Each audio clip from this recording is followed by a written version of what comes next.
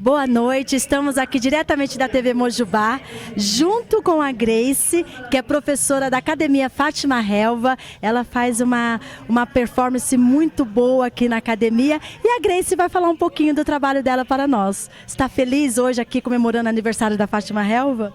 Eu estou muito feliz, a gente está tentando fazer tudo assim o mais perfeito possível. Fala um pouquinho do que você faz. Qual é a sua parte aqui dentro da academia? Que é uma academia de dança do ventre, né? Dança cigana. E qual é a sua parte aqui?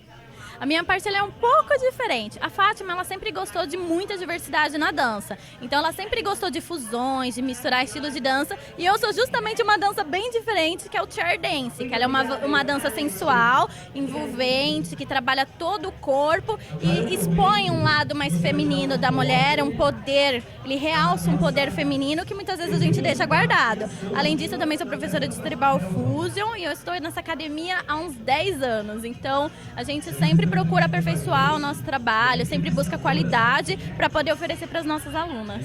Então, parabéns a você, Grace, pelo seu trabalho lindo, e você também é muito linda, e que você aproveite o máximo essa festa, que as suas alunas possam mostrar o seu trabalho grandemente aqui.